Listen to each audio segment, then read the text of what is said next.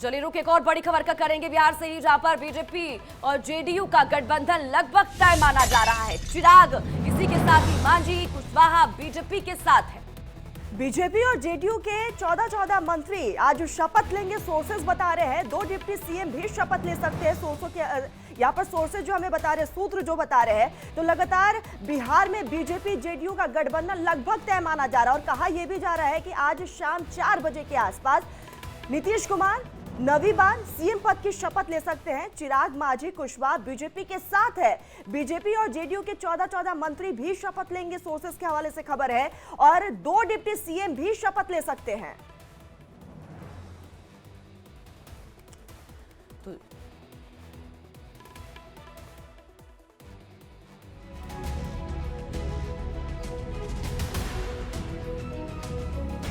मर जाना कबूल है, उनके साथ जाना हमको कभी कबूल नहीं है, यह अच्छी तरह जान लीजिए। बिहार में बाहर है, जो पलट गया वही नीतीश कुमार है।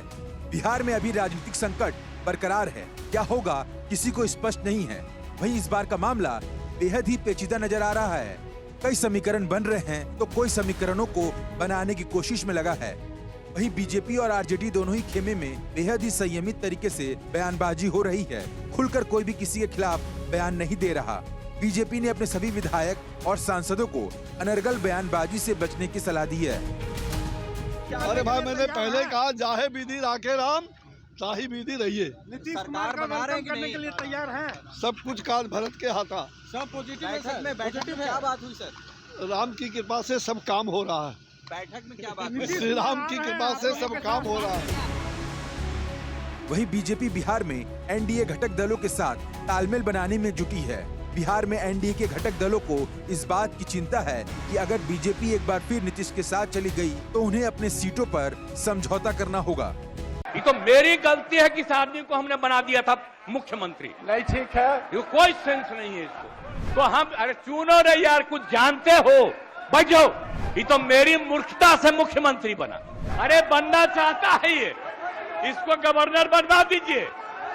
इसको अरे आप कहानी बनाते हैं गवर्नर, इसको गवर्नर बनवा दीजिए। अब आपको मालूम नहीं है कि उसके पिताजी का कितना हमने किया था,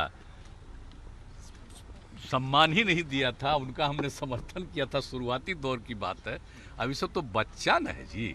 अब लड़का बच्चा जो भी बोल रहा है, अब फिर सब साथे आया था तो घूमता ही रहता था। क्या बताइए, हम उस आदमी को कितना बढ़ाए, एमएलए बना दिए, हम लोग अपनी तरफ से पार्टी का लीडर बनाए, अब फिर उसके बाद भाग गए।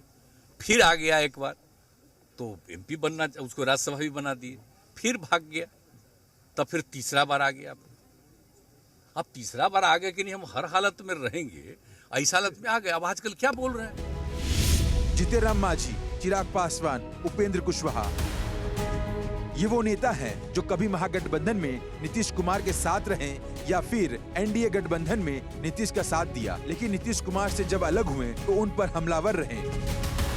ऐसे में अगर मेरे मुख्यमंत्री के मानसिक हालात ठीक नहीं है तो उनके करीबियों की जिम्मेदारी बनती है कि उनका इलाज करवाएं। उनका इलाज कराकर इस उम्र में, भाई मेरे पिता की उम्र के एक बुजुर्ग व्यक्ति की बीमारी का इलाज ना करवाना भी अपने में एक बहुत बड़ा गुनाह है। हमको लगता है कहीं न कहीं उनकी दिमाग में कोई कमजोरियां है, इसके चलते वो ऐसा बोल रहे हैं। और हम उनके बारे में कहना चाहते हैं, वो बार बार तुम ताम की बात करते हैं, इसलिए हमको लगता है कि मानसिक संतुलन वो खो बैठे हैं, इसलिए वो ऐसा करते हैं।